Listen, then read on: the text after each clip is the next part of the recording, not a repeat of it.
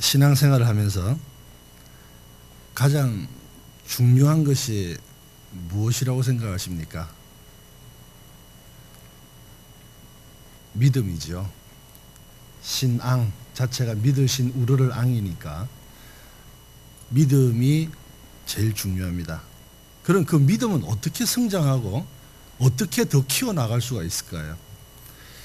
로마서 10장 17절에 보면은 믿음은 들음에서 나며 들음은 그리스도의 말씀으로 말미암는다라고 했습니다. 이 설교라고 하는 부분이 하나님 말씀을 성도들이 잘 이해하고 잘 알아듣기 쉽게 본문을 해석하고 예화를 드리고 이렇게 해서 목사님들이 설교를 이렇게 준비하십니다. 그러면 예배 참석해서 그 설교를 듣고 들을 때 믿음이 자라는 거죠. 그리고 자기가 집에서 성경을 읽고 하나님의 말씀을 자꾸 묵상하고 하면서 믿음이 차츰차츰 성장해 가는 것입니다. 그래서 하나님의 말씀을 들어야 되고 하나님의 말씀을 읽어야 됩니다. 그래야 하나님의 뜻을 알게 되고 그러면서 하나님께 한 발 더 가까이 나아가는 믿음이 성장하게 되는 겁니다. 말씀과 똑같이 병행되어야 되는 게 또 하나가 있습니다. 기도입니다. 신앙인들에게 있어서 꼭 필요한 경건 생활에 있어서 없어서는 안 되는 것이 말씀과 기도, 이 두 가지입니다. 은혜 생활을 하고 조금 신앙의 눈을 뜰 때쯤 되면은 꼭 우리를 찾아오는 존재가 있죠. 시험입니다. 꼭 우리를 테스트하기 위해서 그 시험은, 환난은 우리를 그렇게 괴롭힙니다. 하지만 시험과 환난이 닥쳐왔을 때 말씀과 기도가 있는 사람은 말씀을 붙들고 기도하면서 그 환난을, 그 시험을 이겨내고 견뎌냅니다. 하지만 말씀도 없고 기도도 하지 않는 사람은 백전백패입니다.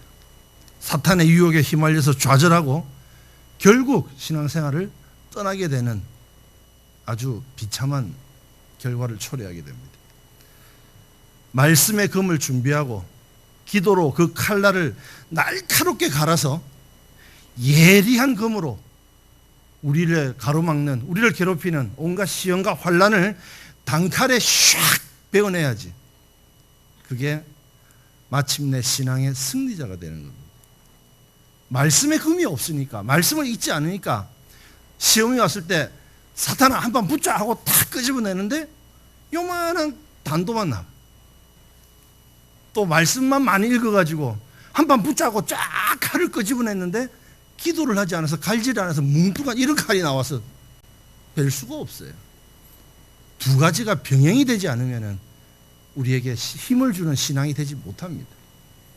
말씀을 읽는 만큼 그 말씀 붙들고 기도해야 됩니다.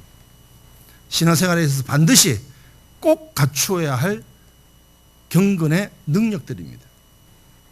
오늘 인생의 시험과 환난을 기도로 이겨낸 한 여인을 소개하려고 합니다. 이름은 한나입니다. 결혼을 했습니다. 자식이 없었습니다. 남편 엘가나는 후처를 얻었습니다. 후처인 브닌나는 자녀를 낳았습니다. 그것을 보는 것조차도 한나는 서러운데 이 후처인 브닌나는 시시로 한나의 마음을 번민케 했습니다. 한나는 매 순간순간이 고통스러웠습니다. 성도 여러분은 슬프고 괴롭고 억울하고 마음 상하는 일을 만났을 때 그 순간순간을 어떻게 견뎌내셨습니까? 한나는 하나님 앞에 와서 기도했습니다. 기도의 결과는 어땠을까요? 오늘 본문을 중심으로 응답받은 한나의 기도라는 제목으로 같이 은혜를 나누면서 우리도 하나님으로부터 응답을 받아서 살아계신 하나님을 체득하는 기적과도 같은 시간이 되시기를 예수님 이름으로 축원합니다. 응답받은 한나의 기도는 첫째, 통곡의 기도였습니다. 본문 10절에 한나가 마음이 괴로워서 여호와께 기도하고 통곡하며 라고 했습니다. 여기서 통곡이라는 말은 몹시 울었다라는 말입니다. 이것은 한나가 겪고 있는 고통의 강도와 기도의 간절함을 보여줍니다. 후처인 브릿나는 한나를 수시로 격동시켰습니다. 격동이라는 말은 성가시게 하다, 괴롭게 하다, 화나게 하다라는 뜻입니다. 브릿나로부터의 조롱은 참으로 감당하기 힘든 일이었습니다. 7절에 보면 얼마나 괴롭고 힘들었든지 한나가 울면서 먹지도 않았다고 합니다. 우리가 상상하는 이상의 아픔일 수도 있었을 겁니다. 남편의 위로의 말도 갑절이나 되는 재물의 분깃도 그녀 한나를 달래지 못했습니다.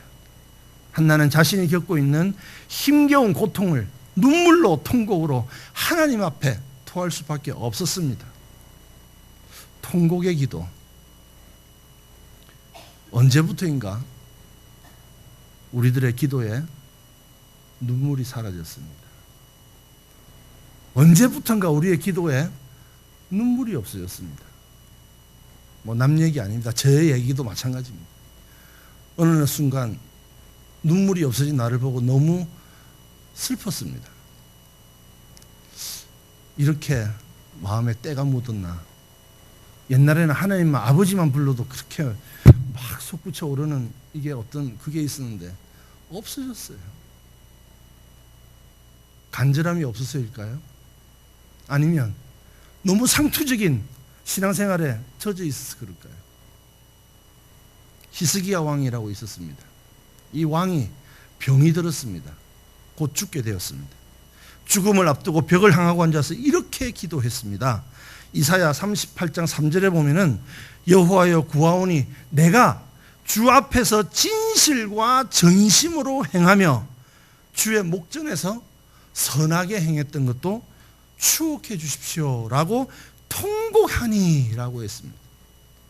왕이 한 나라의 임금이 통곡했습니다. 부끄러움, 자존심 없이 통곡했습니다. 이 통곡의 기도에 하나님이 이렇게 응답하셨습니다. 이사야 38장 5절에 내가 네 기도를 들었다. 내가 네 눈물을 보았다. 내가 네 수환을, 네 목숨을, 네 생명을 15년을 내가 늘려줄게. 네 눈물을 보고 네 기도를 들었다. 내가 통곡의 기도입니다. 성도 여러분, 이 땅에 살면서 영적으로나 육적으로나 문제없는 기도 제목이 없는 삶이 어디에 있겠습니까? 그러나 인간적인 방법으로 거기는 해결책이 없습니다. 순간은 모면할 수 있겠지만 그것이 근본적인 답은 절대 아닙니다. 우리 인생의 문제를 해결하시는 분은 오직 하나님 한 분밖에 없다는 것을 명심하시기 바랍니다. 마태복음 11장 28절에 수고하고 무거운 짐진 자들아 다 내게로 오라 내가 너희를 쉬게 하리라 라고 했습니다. 인생의 무거운 짐 하나님께 내려놓고 참된 안식을 얻으시기 바랍니다. 폭풍처럼 다가오는 삶의 고통 속에서도 통곡의 기도, 간절한 기도로 주님께 아뢰시고 응답으로 위로받는 우리 성도님들이 되시기를 예수님 이름으로 축원합니다. 둘째로 응답받은 한나의 기도는 서원의 기도였습니다. 본문 11절에 보면은 서원하여 가로되 만군의 여호와여 만일 주의 여종의 고통을 돌아보시고 나를 생각하시고 주의 여종을 잊지 아니하사 아들을 주시면 내가 그의 평생에 그를 여호와께 드리고 삭도를 그 머리에 대지 아니하겠나이다 라고 했습니다. 한나는 하나님이 내게 아들을 주셔도 그 아들을 내가 내 소유로 삼지 않겠습니다. 하나님이 내게 아들을 주시면 내가 그 아들을 평생 하나님께 바치겠습니다 라는 서원의 기도를 드렸습니다. 서원이라고 하는 것은 반드시 지켜야 하는 하나님과의 약속입니다. 여기서 한나가 만일이라는 말을 썼습니다. 여기 번역을 그렇게 했습니다. 이걸 한국의 정서로 번역을 하자면은 해석을 하면 앞날에 대한 막연한 기대나 의심을 표현하는 말이 만약입니다. 하지만 히브리어 단어 임라오라고 하는 그 단어는 본래 그런 뜻이 아니었습니다. 그 말은 성취를 확신하면서 간절히 바란다. 이 말이 임라오라는 말인데 한국어로 만약이라고 번역을 해놓은 겁니다. 한나가 확실한 그 성취를 믿고 그렇게 되기를 바라는 마음으로 기도했다는 말입니다. 그리고 하나님께서는 기도하는 한나의 마음이 요행을 바라는 것이 아니라는 것을 이미 알고 계셨습니다. 우리의 머리털까지 세신 바 되신 하나님이 그 마음속을 모르시겠습니까? 이게 요행으로 바라는구나, 아니면 내가 주면 딴짓 하겠지, 그것도 다 아실 것이고, 이게 진심으로 기도하는구나, 얘가 지금 하는 급해서 하는 말이 아니라 진심에서 우러나온 말이구나, 이미 하나님은 다 알고 계셨습니다. 하나님께서는 한나의 서원의 기도에 응답해 주셨습니다. 한나는 서원대로 사무엘을 하나님께 온전히 드렸습니다. 하나님께서는 서원을 갚은 한나에게 사무엘상 2장 21절에 보면 덤으로 아기도 낳지 못하던 한나에게 사무엘을 주신 것뿐만이 아니라 세 아들과 두 딸을 덤으로 더 주셨습니다. 하나님이 주신 응답은 이렇습니다.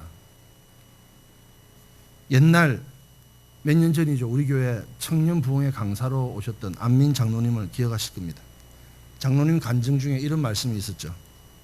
어려서부터 너무 어렵게 자라가지고 겨우 성악 레슨도 겨우 받아서 서울대 음대에 겨우 합격했습니다. 근데 학교도 어렵고 하니까 남이 이제 가정교사로 들어가서 거기서 가정교사하면서 학교도 벌고 그렇게 자랐습니다. 경안교회 새벽마다 나와서 기도하는데 기도의 내용이 하나님, 나 너무 어려워서 힘들어서 못하겠습니다. 하나님 돈 좀 주십시오. 뭔가 좀 주십시오. 내 이런 너무 어렵습니다라고 매일 아침 하나님과의 그냥 줄다리기 씨름을 했다고 합니다. 그 서러움이 쌓이다가 어느 날 폭발해가지고 새벽기도 시간에 대성통곡을 하고 여의도 그 성전에서 막 펑펑 울었답니다. 앞뒤로 기도하시는 권사님들이 오셔서 아이고 미안 안 선생, 아이고 안 선생 이거 좀 진정해요 할 정도로 말릴 정도로 울다가 눈을 떠보니까 학교 갈 시간이 다 돼서 그냥 학교로 가려고 문을 여는데 교회 문을 딱 여는 순간 마음에 들리는 소리가 야 네가 받은 것 좀 내놔봐라. 하나님이 그러셨대요. 네가 받은 것 좀 내놔봐라. 순간 열이 확 올라가지고 내가 뭐가 있습니까? 이라고 대들었다는 거죠. 그리고 나서 돌아서 생각해 보니까 그래, 나는 남들이 하지 못하는 내가 찬양의 은사가 있구나. 하나님 내게 그거 주셨구나. 그때부터 환우들을 찾아다니면서 찬양을 불러서 위로하고 그리고 복음을 전하고 그 가족들에게 또 복음을 전하고 찬양하고 받은 은사가 너무 하나님 귀한 은사를 줬으니까 그 찬양을 듣는 사람들마다 막 감동이 일어나고 막 눈물을 흘리고 막 이랬다는 거죠. 그래서 가족들을 또 전도하고 복음을 전하고 이래가 너무 기뻐가지고 자기도 그래, 하나님 내게 이거 주셨구나. 그래서 이걸 더 효과적으로 전할 수 없을까 하다가 우리나라에서 제일 어려운 사람, 나병 환자 그 촌을 다니면서 전국을 봉고차로 다니면서 전도했다는 거죠. 물론 그 자리에 동행하신 분이 우리 석기현 담임 목사님 베이스로 가셨대요. 거기서 네 사람이 쪼를 짜가지고 찬양을 했는데 가는 데마다 눈물바다 있고 가는 데마다 예수 믿는 결신자가 생겨나고 난리가 났다는 거예요. 그 가운데서 누가 연결되고 해가지고 25살에 고신대 교수로 뽑혀갔습니다. 그리고 고신대학교 부총장까지 올라갔습니다. 그리고 지금은 한국뿐만이 아니라 전 세계에 부흥 집회에서 말씀을 전하는 복음 전도자가 되어 있습니다. 없는 거 가지고 달라고 맨날 이렇게 했던 사람이 있는 거 내놔봐라 해서 있는 거 내놓으니까 하나님이 생각지도 않았던 거 더 부어가지고 어마어마한 응답의 축복을 주셨던 겁니다. 없는 것만 가지고 생각해가지고 하나님이 이거 주십시오 라고 하는 기도만 할 것이 아니라 이미 하나님께서 내게 주신 그것을 찾아내서 하나님 영광을 위해서 이거 쓰십시오. 건강을 드립니다. 하나님 쓰십시오. 내 건강한 발 씁니다. 하나님 전도하는 데 쓰십시오. 내 물질 많은 주신 거 하나님 선교 위에 쓰십시오. 하나님 내게 주신 모든 지혜, 교회 부흥을 위해서, 하나님 영광을 위해서 이것 좀 써주십시오. 그것을 드릴 때 한나에게 사무엘만 주신 게 아니라 세 아들과 두 딸을 더 주셨습니다. 이게 하나님의 축복의 법칙입니다. 하나님으로부터 한나처럼 더 큰 응답을 받아 누리시는 주인공들이 되시기를 예수님 이름으로 축원합니다. 세 번째로 응답받은 한나의 기도는 믿음의 기도였습니다. 본문 18절에 가로되 당신의 여종이 당신께 은혜 입기를 원하나이다 하고 가서 먹고 얼굴에 다시는 수심이 없으니라 라고 했습니다. 한나가 제사장에게 한 소리 들었습니다. 너무 오래 막 이러고 통곡하면서 기도하고 너무 오래 앉아 있으니까 술 취했구나. 너 술 먹지 마라. 야단 맞습니다. 한나가 기도하기 이전의 모습은 어떠했습니까? 그 마음에 괴로움만 가득 찼습니다. 슬픔만 가득 찼습니다. 원통함만 가득 찼습니다. 번민만 가득 찼습니다.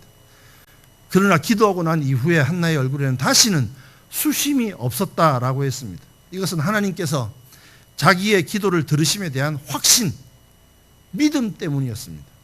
한나가 오래오래 기도하니까 엘리 제사장이 와가지고 너 술 먹지 마라라고 야단했습니다. 그러나 한나가 이렇게 말합니다. 제사장님, 내가 술 취한 게 아닙니다. 나는 마음이 슬퍼서 그렇습니다. 하나님 앞에 딴 데 말할 데가 없어서 하나님 앞에 내가 토한 것뿐입니다 라고 얘기합니다. 이때 엘리 제사장이 17절에서 이렇게 얘기합니다. 평안히 가라. 이스라엘의 하나님이 너의 기도하여 구한 것을 허락하시기를 원하노라 라고 복을 빌어줬습니다. 한나는 제사장의 그 말 한마디를 믿음 안에서 하나님의 음성으로 들었습니다. 그렇게 믿었습니다. 하나님이 주신 응답으로 믿었습니다. 믿음의 기도로 받은 응답이 무엇입니까? 아들 사무엘입니다. 사무엘, 그는 이스라엘 어두운 그 시대에 등불로서 하나님의 일을 감당해 냈습니다. 사랑하는 경양의 성도 여러분, 그리고 오늘 헌신하시는 58, 59, 60 여전도의 여러분, 기도는 영혼의 호흡입니다. 기도는 하나님과의 대화입니다. 인생의 문제는 내가 가지고 있으면은, 내가 품속에 품고만 있으면 이거는 눈물이고 원통함 뿐입니다. 내 가슴에 품고 있는 모든 문제를 주님께 맡겨보십시오. 주님께 내려놔 보십시오. 주님께 드려보십시오. 그리고 너희는 쉬어라 라고 성경에 말씀했습니다. 기도하지 않는 것, 알면서도 하지 않는 것. 사무엘은 그런 말을 했습니다. 내가 기도 쉬는 죄를 결단코 범치 않겠다. 기도하면 되는 줄 알면서도 안 하는 것, 사무엘 표현에 말하자면 그건 죄라고 합니다. 하나님을 무시하는 겁니다. 도우시는 하나님을 믿지 않는 것 때문입니다. 1939년도 제2차 세계대전 때 실제로 있었던 일입니다. 프랑스가 2주일 만에 독일군 나치에게 점령을 당했습니다. 도와주려고 도보 해협을 건너서 그 프랑스 땅에 들어갔던 영국군들이 35만 명이었습니다. 이 영국군이 덩크크 반도에서 강력한 독일군의 공격으로 위기 상황에 몰렸습니다. 그 반도에 갇혀있던 영국군이 살아남기 위해서는 그 도보 해협, 영국과 프랑스 사이에 그 바다를 건너야지만, 영국으로 돌아와야지만 그 외에는 방법이 없었습니다. 그런데 독일군 공격이 너무 막강하다 보니까 도망갈 수 있는, 그 바다를 건널 수 있는 틈과 아주 그 여력이 부족한 거예요. 영국군 35만 명이 몰살을 당할 위기에 놓이게 됐습니다. 히틀러는 도망하는 영국군들을 아주 전멸시켜라 라는 명령을 내리고 육해 공군이 다 총공격을 준비했습니다. 이때 영국 국왕 조지 6세가 전국에 기도의 날을 선포했습니다. 국민 여러분, 우리의 영국의 아들 35만 명이 지금 죽게 생겼습니다. 일손을 멈추고 우리 마음을 모아서 하나님께 기도합시다라고 호소했습니다. 제가 한번 생각을 해봤어요. 35만 명의 그 아버지, 어머니, 그 뭐 형제들이 있을 거 아니에요. 한 가족에 3명만 잡아도 100만 명이에요. 그 직계 가족이. 거기다가 아버지, 형제, 삼촌, 이모, 고모, 사촌들, 엄마, 고모, 사촌, 이모 하니까 그 한 10명씩은 되겠죠, 그죠? 양쪽에 10명. 그럼 곱하면 1000만 명. 엄마 쪽에 또 하면 또 1000만 명, 2000만 명. 그 남들이 그냥 다 같이 기도하자 때 하나님 도와주세요라고 기도할 수 있겠지만은 그 2000만 명은 그냥 막연하게 도와주세요라는 기도를 할 수 없었을 거예요.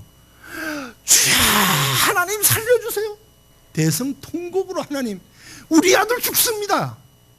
지금 군대 자녀 보낸 어머니들, 아들이 그런 지경에 다했다면 그냥 하나님 소를 살려주세요 이러고 끝나겠습니까? 금식하고 피눈물 흘리면서 기도했을 겁니다. 약 2천만 명의 숫자가 눈물을 흘리면서 부르짖으면서 영국에서 기도했다 생각해 보십시오. 물론 나머지 사람들은 다 그냥 주여 살려주세요라고 했다 치더라도, 제가 오늘 자료를 찾아보니까 2016년 2월 달에 한국의 통계가 5,100만 명이더군요. 우리 대한민국 인구가. 거기서 지금 2천만 명이 그렇게 눈물 흘리고 울부짖고 통곡으로 기도했다고 한다면 영국이 떠들썩했을 겁니다. 그리고 그 옆에 그걸 보는 사람들도 같이 막 등달을 했을 것이고, 그러면 온 영국 그 섬나라가 기도 소리로 다 뒤집혔다는 얘기죠. 통곡으로 다 뒤집혔다는 얘기죠. 눈물 바다가 됐을 겁니다. 하나님 살려달라고. 그날 하나님의 기적이 나타났습니다. 갑자기 출전하려고 준비를 하던 독일군 진영에 어마어마한 폭우가 쏟아지기 시작했습니다. 그리고 엄청난 폭풍이 막 밀어닥치기 시작했습니다. 독일군은 비행기를 띄울 수도 없었습니다. 뭐 탱크나 차량 한 대도 움직일 수가 없었습니다. 그리고 심지어는 독일군들도 문 밖에 나오지를 못했습니다.